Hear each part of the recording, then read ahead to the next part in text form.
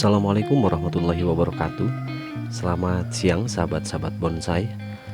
Kali ini kami hadir dalam tampilan konten untuk pruning bonsai. Perlu disampaikan bahwa kali ini konten yang ditampilkan akan pembahasan terkait dengan pruning dalam pembuatan bonsai.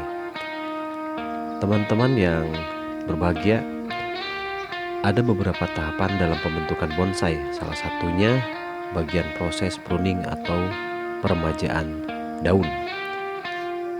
Gunanya untuk memancing adanya tunas baru. Dapat disaksikan seperti berikut. Beberapa tahapan dalam proses perawatan bonsai tentunya teman-teman sudah mengetahui. Tapi bagi para pemula, mari kita belajar bersama-sama. Dalam tayangan ini kami tampilkan pohon anting putri. Sebagaimana biasanya bahwa proses perawatan dalam bonsai itu memerlukan beberapa tahapan. Kali ini akan dikupas tuntas terkait perawatan proses pruning dalam bonsai. Di sini sahabat-sahabat dapat disaksikan pohon anting putri ini ukuran small, yang mana sudah dirapihkan, sudah dibersihkan, bahkan sudah melakukan pruning. Dilakukan pemotongan daun-daun tua. Dapat disaksikan proses ini untuk mempermudah tumbuhnya tunas-tunas baru, sehingga proses perantingan akan berjalan dengan cepat dan semakin rapat. Ada beberapa pohon yang kami akan tayangkan. Pada prinsipnya, proses perawatan anting putri mulai dari penggantian media, mulai dari pembersihan dari jamur, termasuk sistem proses pruning, ini tentunya harus dilakukan guna menghindari adanya kemacetan dalam pertumbuhan tunas. Berikut dapat disaksikan, ini pohon selesai dipruning sehingga tampak kepolosan, hanya beberapa daun yang disisakan. Daun paling ujung saya sisakan untuk proses pertumbuhan, sehingga dalam proses pertumbuhan akan muncul tunas-tunas baru. Ada beberapa waktu yang dapat nanti disaksikan, sehingga dalam proses pruning ini dapat menghasilkan beberapa ranting muda yang nantinya akan menjadi tunas-tunas baru. Beberapa tahapan yang sudah dilakukan seperti biasanya tentunya teman-teman bisa mengetahui lebih lengkap. Oleh karena itu, tetap dirawat dengan baik, dengan tekun, rajin dalam membersihkan, yang tentunya merupakan bagian dari suatu proses pembentukan bonsai. Pohon kedua masih dalam jenis anting putri. Ini sama seperti pohon yang tadi, baru dilakukan pruning atau pemangkasan beberapa daun atau ranting-ranting yang dianggap sekiranya tidak dilanjutkan, sehingga dilakukan proses pengawatan, pengarahan yang gunanya supaya cabang-cabang yang baru akan mulai terarah.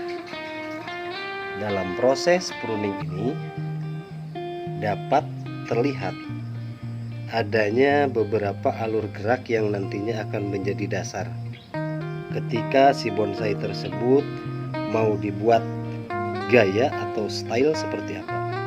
Ini sangat tampak memiliki pondasi yang sangat kokoh, karakter yang sangat kuat, dan jenis anting putri ini merupakan jenis bonsai yang dapat dikatakan tidak terlalu sulit untuk dirawat. Di akhir-akhir sekarang, jenis anting putri sangat familiar dan boleh dikatakan lagi fenomenal. Oleh karena itu, bagi teman-teman pemula, segera untuk mencoba, yang tentunya menjadi proses pembelajaran. Dapat disaksikan seperti di layar kawan-kawan. Pohon yang ketiga masih dalam pohon anting putri. Sama seperti dua pohon ke belakang, ini berukuran small, memiliki pondasi yang sangat kokoh. Setelah dilakukan pruning atau pemilahan beberapa batang yang memang akan menjadi ranting, sehingga akan memiliki ranting-ranting muda. Pohon ini belum terlalu kami arahkan dalam proses pengawatan karena masih memiliki waktu untuk pengelosan, pembesaran dari beberapa cabang, sehingga masih terkesan dapat dikatakan belum terlalu rapi. Tapi bagian dari pondasi, mari kita lihat, ini sudah lumayan. Beberapa tangan-tangan sudah mulai tertata, tinggal mengarahkan dalam proses pengawatan. Ini dapat disaksikan dari atas. Kita nanti akan sistem cutting sehingga muncul tunas yang akan diambil. Pohon selanjutnya masih tetap anting putri dengan ukuran lar atau L. Dapat dilihat oleh teman-teman, memiliki karakter tua. Lagi dalam proses pengelosan, sudah dilakukan pruning. Perlu disampaikan, kenapa hanya pohon-pohon yang diliput pada proses sekarang? Karena kami akan mengupas terkait dengan pruning atau pemangkasan beberapa daun yang dianggap daun sudah menua. Proses ini sangat efektif untuk menumbuhkan tunas-tunas baru, sehingga kawan-kawan bisa memanfaatkan waktu dan bisa menggunakan proses ini menjadi bagian dari tahapan pembentukan bonsai. Oleh karena itu, rekan-rekan bonsai mania, silahkan lakukan pruning sesuai dengan waktu yang sudah ditentukan. Kapan pruning itu dilakukan? Jika daun yang ada di dalam pohon tersebut sudah terkesan menua, sehingga dibutuhkan penyegaran untuk memancing tunas baru. Pengelosan yang relatif memiliki waktu itu sangat bermanfaat ketika tahapan pruning itu dilakukan.